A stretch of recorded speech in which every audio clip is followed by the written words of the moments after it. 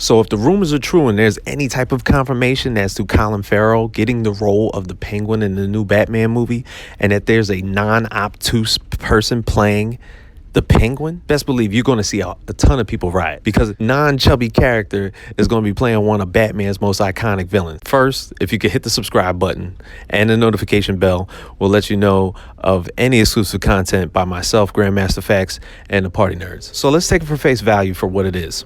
All right, so Matt Reeves has basically made this whole casting of the new Batman movie look very good on paper. You got Robert Pattinson that just got brought in as the Batman, and that caused an uproar because most people just know him from Twilight and don't really want to see a pale Nosferatu former vampire is going to be playing the role of the world's greatest detective. But most people haven't really seen his acting chops, and most of the movies that he's chosen outside of Twilight have actually been pretty good. And then we take on Zoe Kravitz taking on the role as Catwoman. Now, note, I personally think that this is a good decision because I've seen her in Fantastic Beast and I've seen her in X-Men First Class, and I think she does well in the roles that she picks.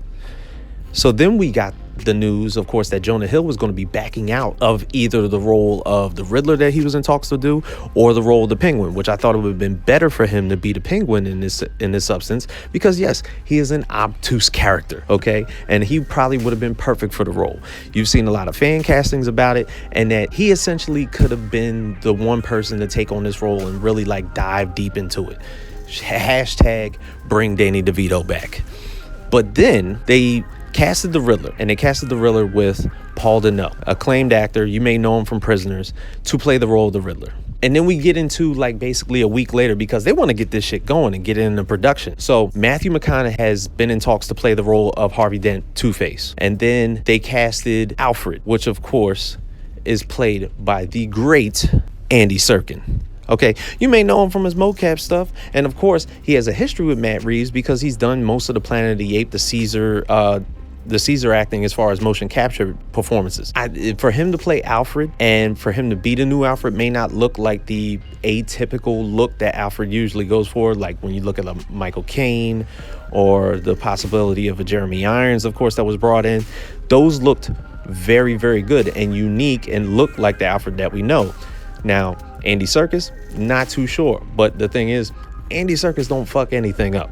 Okay, he does great in every role that he puts in. And then out of nowhere, literally yesterday, we get confirmation that basically Matthew McConaughey is going to play Harvey Dent and that Colin Farrell is going to be playing the Penguin. As far as not very much confirmed yet, but the thing is they're in talks to do so. Two things that I got from this. Okay, honestly, Matt Reeves doesn't really give a fuck what you think on the outside of what these characters can be. He's more so looking for very unique actors that can play the role to the best of their abilities. Colin Farrell's not short, Colin Farrell's not chubby, but fuck it, he's a great actor. So that's the way he's looking at it.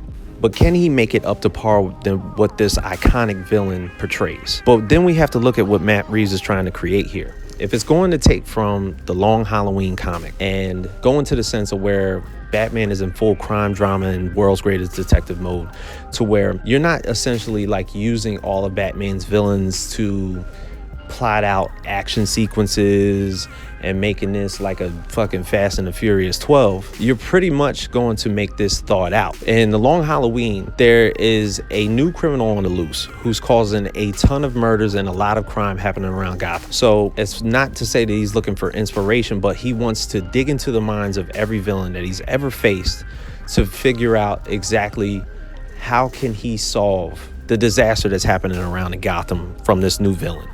So when he goes to Arkham, he's met up with his most iconic villains, the Penguin, Two-Face, the Joker, Scarecrow, Mad Hatter, the Riddler. And each of them, he's starting to get a perspective as to who and what this new villain is up to. He's at this point, he's untraceable and he's unstoppable. And you're pretty much seeing like necessarily Batman go from, this ultimate action hero into fucking Sherlock Holmes. And this is coming from a director who has taken the Planet of the Apes trilogies that he created and turned them into gold, to the point where we're looking at the old Planet of the Apes trilogy that happened in the 70s, and most of the people see that Charlton Heston adaptation as bullshit.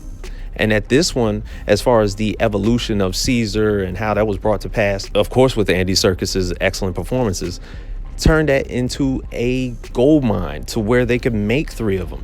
So if this goes well, yeah, Batman used to have his own universe anyway. So why not create his own universe again, but revolve it around his whole era as the world's greatest detective? But let me know what you guys think. Does this necessarily fit the bill that Matt Reeves is making a Batman that's going to be well thought out and provoked, that possibly reminisces from Christopher Nolan's, and makes us enjoy watching a Batman flick that kind of resonates from the story? All right, feel free to like, comment, and subscribe to us at the Party Nerds YouTube page. Hit me up, Grandmaster Facts, FAQS, on Instagram or Twitter, and stay tuned for more developments. Party Nerds go.